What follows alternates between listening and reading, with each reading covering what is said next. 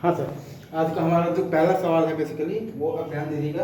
अगर हमसे बेसिकली कोई ये बोल दे रहा है आप वैल्यू बताइए इंटीग्रल फ्रॉम आपको वैल्यू बताना है 5/8 से लेकर 3π/8 तक। ठीक है सर, 5/8 से लेकर 3π/8 तक। ठीक है सर, ln ऑफ 4 और plus 3 sin x/4 plus 3 sin x। ठीक है sir, by ln of 4 plus 3 cos x। ठीक है सर, इंटू आपके पास दिया हुआ है dx का। ठीक है, नहीं बाई ln ऐसे नहीं है, ln ऑफ इतना बाई इतना है। ठीक है, आपको बेसिकली इसका वैल्यू बताना है। ठीक है सर, आपको वैल्यू बताना है इंटीग्रल ln ऑफ क्या दिया हुआ है 4 प्लस 3 sin x। ठीक है, और बाई 4 प्लस 3 cos x का। ठीक है, ये दिया हुआ है, आपको बेसिकली वैल्यू बताना है इसका। तो आप मान लिए हैं basically I is equal to ये मान लिए हैं। ठीक है सर, अब आई इज इक्वल टू अगर आप लगाएंगे तो किंग्स रूल, तो आपके पास क्या आ जाएगा इंटीग्रल फ्रॉम π/8 टू 3π/8। ठीक है, आ जाएगा आपके पास ln of 4 plus 3 cos x।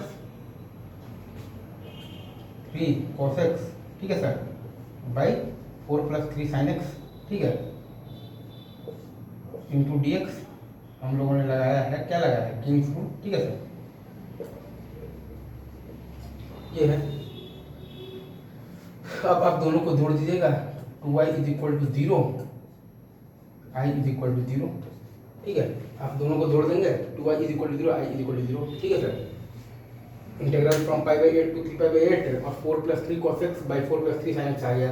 ये दोनों एक दूसरे का निगेटिव है, तो 2y इज इक्वल टू 0 और आई इज इक्वल टू 0। ठीक है, अब अपन आते हैं आज के नेक्स्ट सवाल पर। ठीक है सर, ये आपको समझ में आ गया। आज का नेक्स्ट सवाल ये वो आपसे ये कह रहा है कि इंटीग्रल फ्रॉम -π/4 टू π/4। ठीक है, π/4। ठीक है सर, आपके पास दिया हुआ है tan² x/1 plus e⁻x dx। ठीक है sir, tan² x/1 plus e⁻x dx। ठीक है, अब इसमें हम लोग आराम से यही वाला फॉर्मूला लगाएंगे। इसको हम लोग लिख सकते हैं इंटीग्रल फ्रॉम 0 टू π/4, और ये क्या आ जाएगा tan² x dx। ठीक है, क्योंकि ये तो आपका 1 हो जाएगा, तो कट कर tan² x को हम लोगों ने लिख दिया है sec² x minus 1 dx। sec² x हो गया है इसलिए tan x माइनस x, और फ्रॉम आ गया है 0 टू π/4, ये आ गया है आपके पास 1 माइनस π/4 और 0 पर तो दोनों ही 0 है। ठीक है सर, tan² x ही आ गया है इंटीग्रल फ्रॉम 0 टू π/4, तो ये 1 आ गया है। tan² x को sec² x minus 1 tan x minus x from 0 to π/4, तो 1 माइनस π/4 आ गया। ठीक है सर, सिंपल। आते हैं आज के नेक्स्ट सवाल पर। वो हमसे ये कह रहा है हमको वैल्यू बताना है इंटीग्रल फ्रॉम -π टू π। ठीक है, इंटीग्रल फ्रॉम -π टू π बताना है। ठीक है सर, इसका वैल्यू बताना है 1 मिनट में। सब रिकॉर्ड हो मैंने, हाँ जी सर बिल्कुल हो रहा है। -π टू π हमें बताना है x इंटू साइन एक्स।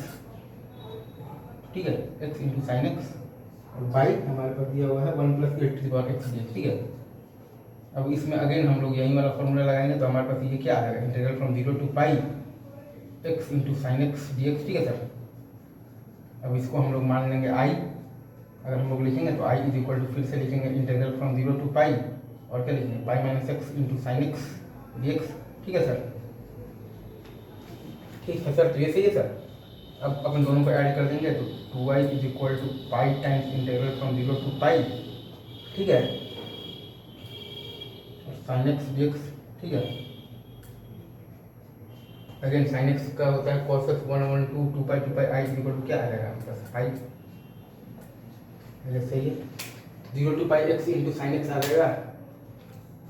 ठीक है, अब ये आ जाएगा आपके पास π/2 इंटू साइन एक्स का 2, तो पाई ही आएगा। सही बात है, और पाई ही आना भी चाहिए था, और पाई ही आ गया। अभी रखते हैं यहीं पर, बाकी बात आपसे करेंगे नेक्स्ट वीडियो में। तब तक के लिए आप सभी को बेस्ट ऑफ लक।